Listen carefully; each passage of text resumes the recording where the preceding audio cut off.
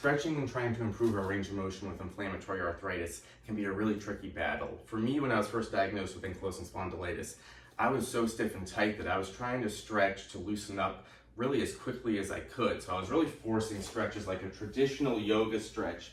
I was really forcing this because I was worried. I was so stiff and tight. I wanted to improve my range of motion, but I was forcing the stretch.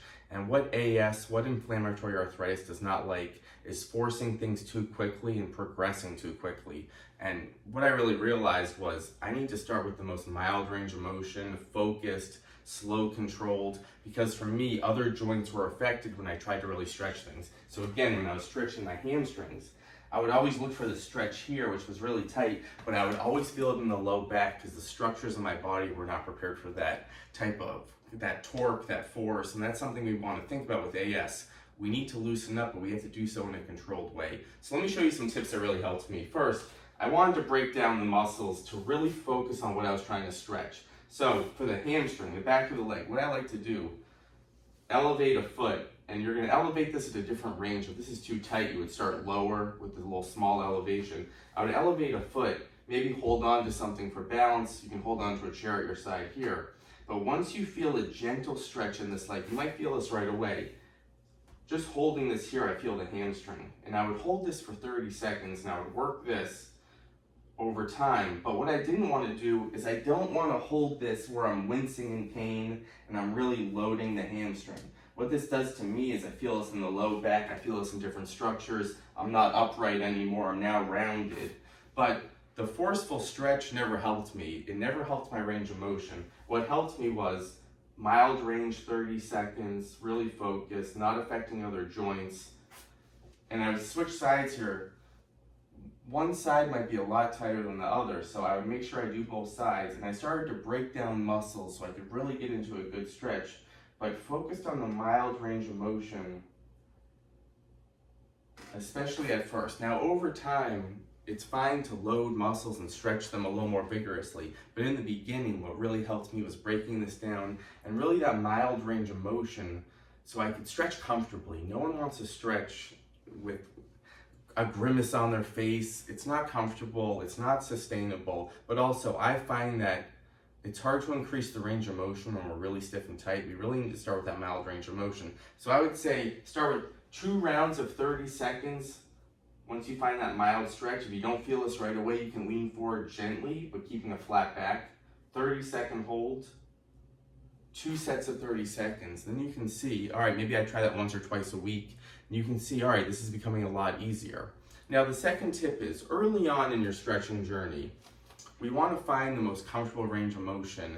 We want to get the body more accustomed to getting into different positions. That's the most important thing. So sometimes I even think about, I don't really even want to feel a stretch. I more just want to get the body long. So I want to get this leg long just so I can get the body used to stretching out the knee, getting kind of the blood flowing in a way that maybe it hasn't in a while. So I really want people to think about the smallest range of motion, especially in the beginning. And then once that starts to feel easy, that's when you increase the range of motion so we can do so comfortably. So another thing I like to think about is one area that can be really hard to stretch with ankylosing spondylitis, with inflammatory arthritis, is it can be hard to twist. All these structures get really stiff and tight, the chest, the upper back. So what happens when we twist too much, and a lot of doctors do say, be careful twisting, be careful of too much torque on the body. So what happens is if we over twist, the low back generally gets affected, the SI joints get affected. But it's so important to keep rotation in our program, in our flexibility routine, because again, these structures get really stiff and tight, and when they do, we generally get into this forward posture. And just as you can see, when we're in this forward posture, everything's banging into each other here. The shoulder, the chest, everything's forward, and we want to be loose, we want to be open. But one thing that I realized with rotation is, again, that mild range of motion has to be there, or else the other structures get affected, the joints get affected. So a lot of folks come to me and they say, I'm trying to stretch, I want to stretch, I want to get flexible, I want to try different things, but every time I stretch, it hurts my joints, it hurts my low back. So that's where I strive people to think about, when we're stretching the chest, I like to face a wall, hips stay forward. I'm not going to rotate through the hips at all. I'm just going to rotate through that upper back. So very small range of motion, just through the upper back here.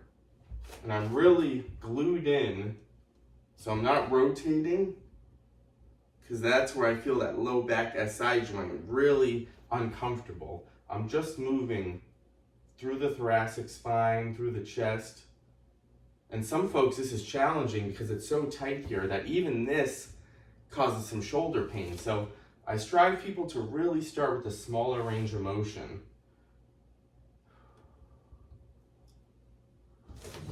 And I'm showing you a side angle here. I like to do this facing a wall, but also hips stay forward, just through that shoulder blade, squeezing the shoulder blade. Bring the arm a little lower if it's too much on the shoulder. So start here instead of here where it's too tight, it's too stiff and tight. And it can be hard to think about the long road. How do we improve our flexibility if we're so stiff and tight like this? But you'll see this mild range of motion and you progress it over time, and then over time, this will feel a lot easier. You'll get into a deeper range of motion. And then over time, yeah, you might then be able to include the hips a little bit. But in the beginning, think about that particular area you're stretching. That's all we're thinking about. We don't want to get that whole body included. We don't want to rotate fully like this, especially in the beginning, not yet. So a third one here is I love getting my back into a wall. To first check on the posture, get the core going. So what I like to do, feet are a couple inches away. My hips come back first, and then I want to try to drill my low back and my mid back. And what that does is that engages the core. So my belly button squeezes in towards the wall, glutes are squeezed, so I'm really tucking under here. And maybe there can be a small arch in that low back, but we really just want to more think about the rib cage comes down, the low back comes flush or as close to the wall as comfortable, so the core is engaged. That's the starting point. And then what I like to do, keeping good tension in the core, I'm going to reach overhead, but only a range where I can keep that low and mid back touching. Now I'm going to stretch out the back here. What I don't want to do is come off the wall, arch the low back, because that's getting into things, alignment issues that we're trying to get away from. We're trying to get back to good alignment with inflammatory arthritis. So low back's touching, core tight, and just this comfortable range. So again, this might feel pretty challenging. As you reach, your low back's going to really want to come off. And I want people to really start with that smaller range of motion. So we feel it in the core, we feel it in the back, but we're not overstretching. What overstretching here does is it gets into that back bend, which might be okay for some, but in the beginning, we want to more focus on stretching the particular muscles we're focused on. So we're trying to stretch the back. We don't want any low back involvement. So say I go 10 to 15 repetitions, core is tight.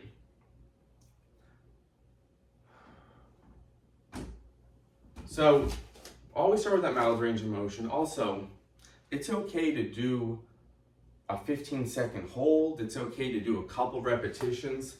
If you're doing an exercise and say, this is really challenging, my low back, you're starting to feel it, we want to go before that point. We don't want any pain when we stretch, when we strength train. So you always want to go before the point of any pain. You want it to be comfortable, mild range of motion, and this is how we get there with inflammatory arthritis. Now, over time, things can change and we can work on a deeper stretch, but in the beginning, this is the biggest thing I see from people is the stretching is just too much on the joints, they're too stiff and tight, and really that mild range of motion, pain-free, and over time you'll really see this is how I can increase my flexibility, increase my range of motion. For me, that was the biggest lesson because I was so anxious to loosen up that I was forcing stretches in positions that just didn't feel good. So use different techniques. I like to use a wall, a chair, I like to use the ground. Instead of maybe forcing these stretches standing, use some different support systems in the beginning. Then you can see, all right, once something like this loosens up, this outstretched leg, then you can start to progress things differently and try different things. Let me know if that helps. See you next time.